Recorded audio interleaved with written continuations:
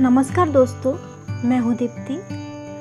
आपका मेरे इस YouTube चैनल पर बहुत बहुत स्वागत है। आज मैं आपको मुंशी प्रेमचंद लिखित कहानी ईदगाह सुनाने जा रही हूँ। अगर आपको कहानी पसंद आए तो चैनल को सब्सक्राइब कर दीजिएगा। आज की कहानी एक मासूम बच्चे की समझदारी और त्याग करुणा के भाव को दर्शाती है। एक मासूम सा बच्चा मेले में जाने के बाद खिलौने खरीदने के बजाय घर में उपयोग में आने वाली आवश्यक चीज़ ही क्यों खरीदता है, ये सब हम जानेंगे आज की इस कहानी में। अब कहानी की शुरुआत करती हूँ। रमजान का पाक महीना खत्म होने के बाद आखिरकार वो दिन आ ही गया जिसका सबको इंतज़ार था। आज ईद का दिन है। इस मनोहर और सुंदर दिन की बधाई पूरे गांव में किसी शहनाई की तरह गूंज रही है। चारों तरफ हरियाली ही हरियाली नजर आ रही है। खेतों में अलग ही रौनक नजर आ रही है। हर जगह देखकर ऐसा लग रहा है मानो सूरज, नदियाँ समेत पूरा संसार ईद की बधाई दिए जा रहा हो। गांव के बड़े बूढ़े और बच्चे ईदगाह के मेले में जाने की तैयारियां करने में जुट गए। कोई अपने पुराने कपड़े सिल रहा है तो कोई जल्दी जल्दी अपने घर और खेत का काम निपटा रहा है। ईदगाह का मेला गांव से 3 कोस की दूरी पर लगता है, जहां लोगों को पैदल ही चलकर जाना होता है। मेले में घर वापस आने में भी देर हो जाती है। ईदगाह में जाने को लेकर सबसे ज़्यादा खुशी लड़कों में नज़र आ रही है। भले ही किसी ने एक रोज़ा भी नहीं रखा हो, लेकिन ईदगाह जाने की खुशी उनके चेहरे पर साफ है। पूरे महीने ये लड़के इस दिन का बेसब्री से इंतज़ार करते हैं। इन लड़कों को घर की परेशानियों से कोई वास्ता नहीं है। घर में सेवैया बनाने के लिए दूध और शक्कर हो या ना हो, इन्हें तो बस सेवैया चाहिए। उन्हें नहीं मालूम कि उनके अब्बू गांव के चौधरी कायम अली के घर भागते हुए जा रहे हैं ताकि उनके घर में आज ईद के दिन चूल्हा जल सके और वो अपने बच्चों को सेवैया खिला सके। ये तो बस ईदगाह जाने की राह देख रहे हैं। एक तरफ बैठा महमूद अपने पैसे गिन रहा है। उसकी जेब से 12 पैसे निकले। महमूद के पास बैठे मोहसिन मियाँ भी अपने पैसे गिनने में लगे हुए हैं। 1, 2, 3, 8, 9, 15। मोहसिन खुशी से उछलकर पैसों को जेब में रखकर कहता है, इन्हीं अनगिनत पैसों से हम अनगिनत चीज़ें लाएंगे। मेले में ढेर सारे खिलौने, मिठाइयाँ और भी बहुत कुछ खरीद कर लाएंगे। गांव का एक गरीब बच्चा हामिद सबसे ज़्यादा खुश है। हामिद 5 साल का एक दुबला पतला गरीब सूरत वाला लड़का है। हामिद के पिता पिछले ही साल हैजे से मर गए थे। उसकी माँ का शरीर भी पीला पड़ गया था, जिसके बाद वह भी इस दुनिया से चल बसी। गांव में यह किसी को पता नहीं था कि हामिद की अम्मी के शरीर का रंग पीला क्यों हुआ। परिवार के नाम पर हामिद के पास एक बूढ़ी दादी थी जिसका नाम था अमीना। अमीना ने हामिद को बताया था कि उसके अब्बा बहुत सारे पैसे कमाने गए हैं और उसकी अम्मी अल्लाह के घर उसके लिए अच्छे अच्छे खिलौने लेने गई है। यह सब सोचकर और दादी की ऐसी बातें सुनकर हामिद बड़ा ही खुश होता रहता था। वह कहता था कि जब उसके अब्बू और अम्मी वापस आएंगे तो ढेर सारे पैसे और खिलौने वह मोहसिन नूरे अम्मी को चिढ़ाया करेगा। अपनी गरीबी से हामिद और अमीना दोनों वाकिफ थे। हामिद के पास एक भी जोड़ी जूते नहीं थे। उसके पास सिर्फ एक पुरानी और गंदी सी टोपी थी। यह सब सोचकर बूढ़ी अमीना अपनी कोठरी में बैठी रो रही थी कि आज ईद के दिन भी उसके घर खाने के लिए कुछ नहीं है। वह ईद के दिन को कोसे जा रही थी। जब उसे ऐसे ही अंधेरे में रहना था तो ईद का दिन आता ही क्यों है। तभी कोठरी में हामिद आता है और दादी से कहता है, तुम डरो मत दादी, मैं मेले में सबसे पहले आ जाऊंगा। बूढ़ी अमीना परेशान थी कि गांव के सभी बच्चे अपने खालिद के साथ मेले जा रहे हैं। वह हामिद को अकेले गांव से इतना दूर भेजे तो कैसे भेजे। कहीं वो मेले की भीड़ में खो गया तो वह क्या करेगी। उसके पास जूते भी नहीं हैं। 3 कोस कैसे चलेगा मेरा बच्चा। पैरों में छाले पड़ जाएंगे। उसी दिन अमीना ने गांव के फहीमन ने के कपड़े सिले थे। बदले में उसे 8 आने पैसे मिले थे, जिनमें से 3 आने उसने हामिद को मेले में घूमने और मिठाई खाने के लिए दे दिए और बाकी के 5 आने अपने पर्स में रख लिए, ताकि ईद के दिन अगर घर पर धोबन, नाइन और चुड़ियारिन आए तो वो सिवैया खिला सके। कुछ ही देर बाद गांव का एक दल सज धज कर मेले की तरफ निकल पड़ा। मेले के रास्ते में जाते हुए बड़ी बड़ी इमारतें, बगीचे, कॉलेज, क्लब सब दिखने लगे। बच्चों के बीच बीच फुसफुस होने लगी कि क्लब में तरह तरह के खेल होते हैं। यहाँ बड़े बड़े आदमी और मैडम बैट से खेलती है। महमूद कहता है, अगर हमारी अम्मी बैट पकड़ ले तो अल्लाह कसम उनके हाथ कांपने लगेंगे। मोहसिन कहता है, 100 किलो आटा एक बार में पीस डालती है, रोज सैकड़ों घड़े पानी भरती है। इतना करने वाले के हाथ कैसे कांपेंगे। किसी अंग्रेजी मैम को बोलो 1 घड़ा पानी भरने के लिए, उनकी आंखों के सामने तो अंधेरा छा जाएगा। महमूद कहता है, लेकिन हमारी अम्मी दौड़ या उछल कूद तो नहीं कर सकती ना। मोहसिन कहता है, हाँ उछल कूद नहीं कर सकती, अरे लेकिन गाय पकड़ने के लिए उनसे तेज तो मैं भी नहीं दौड़ सकता। आगे उन्हें हलवाइयों की दुकान मिली। मोहसिन ने कहा, अब्बा ने बताया था कि रात को जिन आते हैं जो दुकानों पर बची हुई सारी मिठाइयाँ खरीद ले जाते हैं और बदले में रुपए पैसे भी देते हैं। हामिद को मोहसिन की बात पर यकीन नहीं आया। उसने पूछा, जिन को रुपए कहाँ से मिलते होंगे। मोहसिन ने बताया, जिनके पास खुद के खजाने हैं, उन्हें भला पैसे रुपयों की कमी नहीं है। तभी हामिद ने पूछा, क्या जिन बहुत बड़े होते हैं। मोहसिन ने कहा, हाँ उनका सिर आसमान के जितना ऊंचा होता है, लेकिन अगर वो चाहे तो एक लोटे में भी घुसकर बैठ सकते हैं। हामिद ने कहा, तो क्या जिन को खुश करने के लिए लोग कोई मंत्र फूंकते हैं। मुझे भी पता चले तो मैं भी एक जिन को खुश कर लूँगा।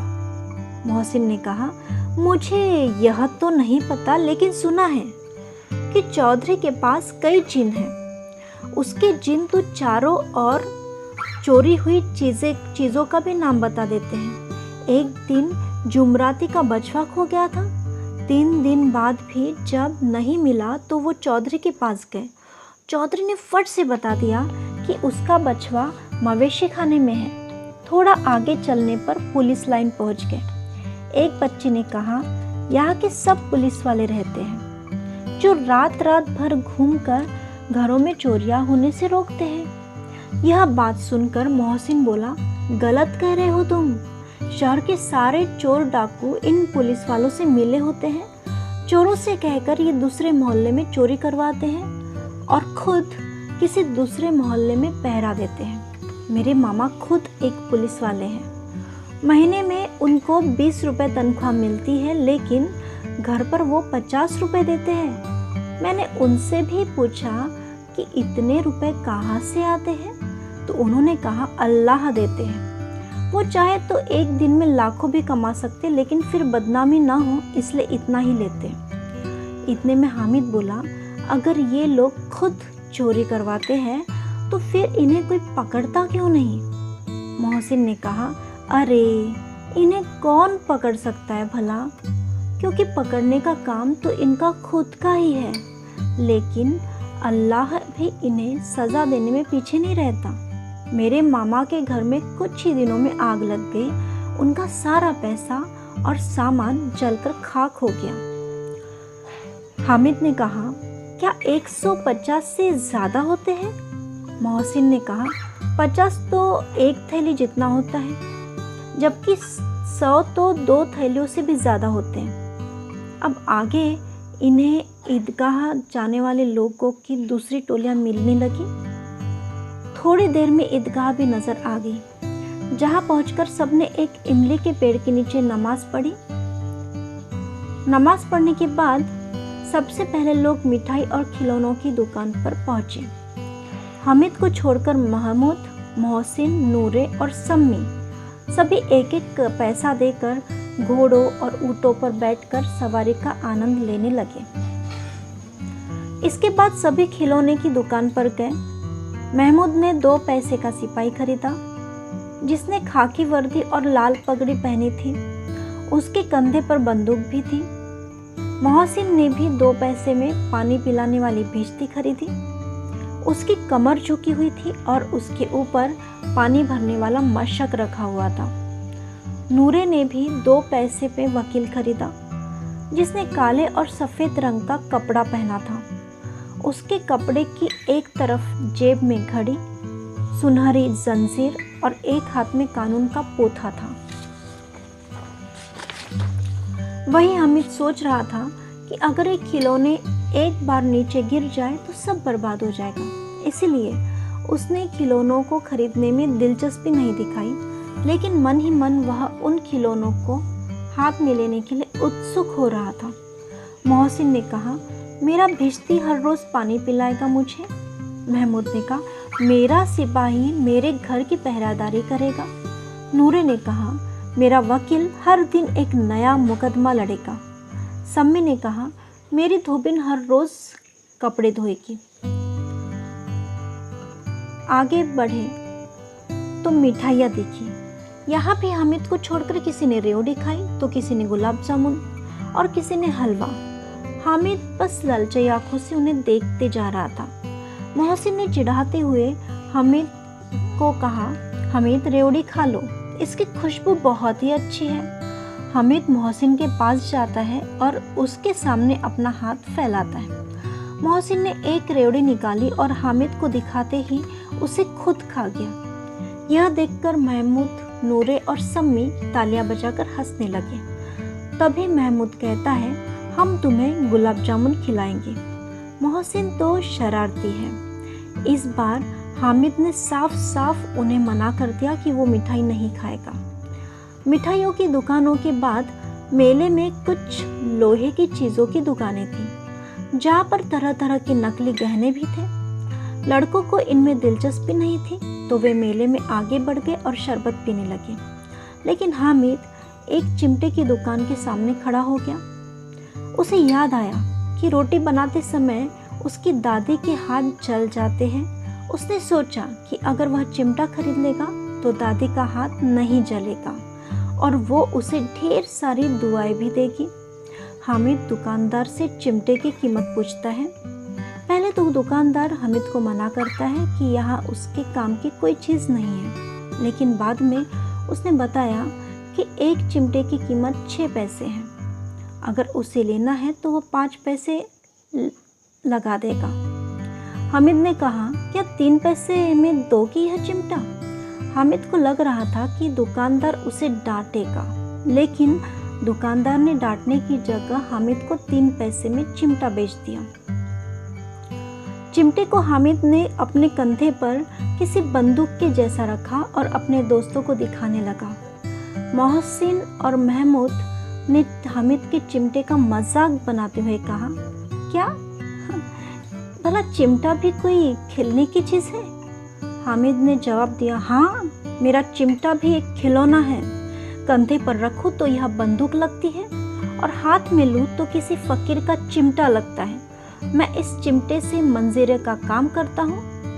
अगर एक भी चिमटा तुम्हारे खिलौनों को लगा तो उनका यहीं पर दम निकल जाएगा। सम्मी ने बजाने वाली खंजीरें खरीदी थी।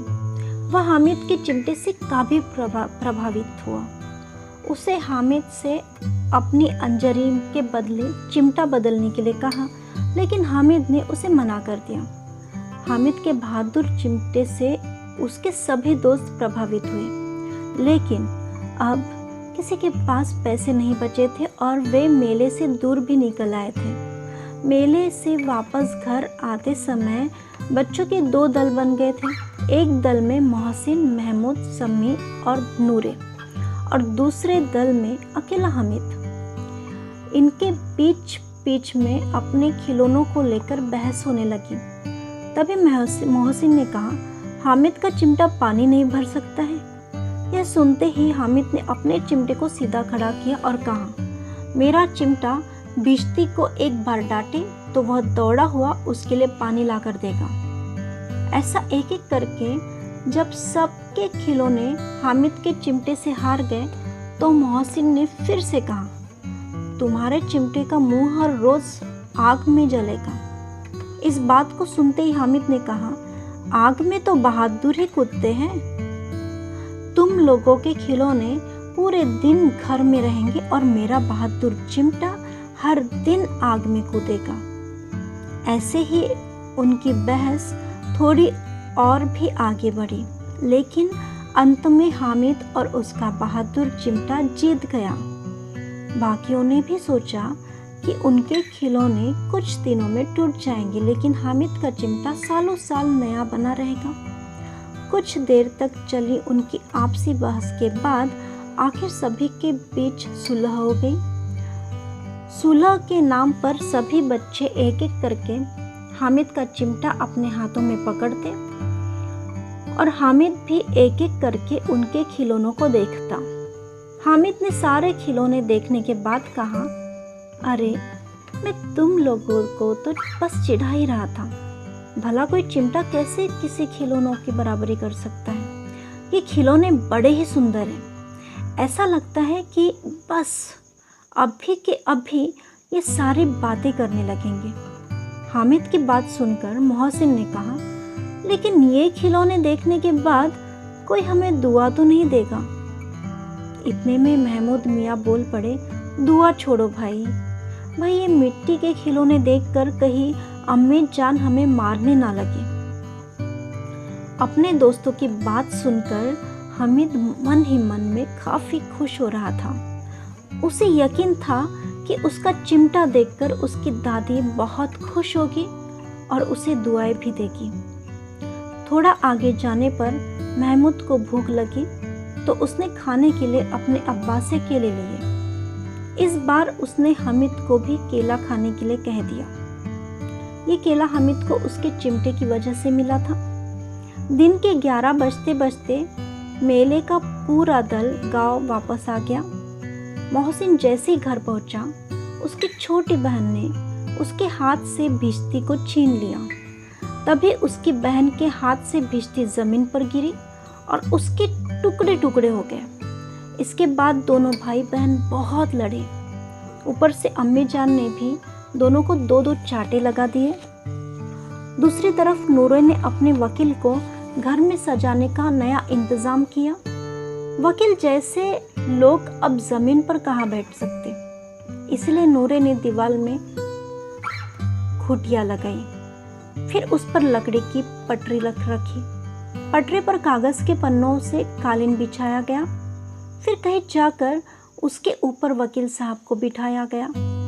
वकील साहब को गर्मी ना लगे इसके लिए नूरे बांस के पंखे से हवा करने लगा, लेकिन हवा का झोंका लगते ही वकील साहब पटरी के सिंहासन से सीधा जमीन पर गिरे और वो भी मिट्टी में मिल गए। वही महमूद ने अपने सिपाही के लिए एक पालकी का इंतजाम किया, जिसे उसने फटे पुराने कपड़े और एक छोटी टोकरी से बनाया था। फिर उसमें सिपाही साहब को लिटाया गया। इसके बाद महमूद और उसके दोनों छोटे भाई टोकरी को सिर पर रखकर इधर उधर घूमने लगे। उसके छोटे भाई अपनी तोतली आवाज में छोने वाले जागते रहो कहकर पुकारते चले जा रहे थे। अंधेरे का समय था।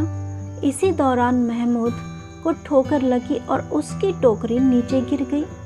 इस हादसे में महमूद के सिपाही की एक टांग टूट गई। इसके बाद महमूद ने खुद ही उसका पैर ठीक करने का फैसला किया। टूटे हुए पैर को जोड़ने के लिए गुलर का दूध लाया गया, लेकिन ये तरकीब काम नहीं आई।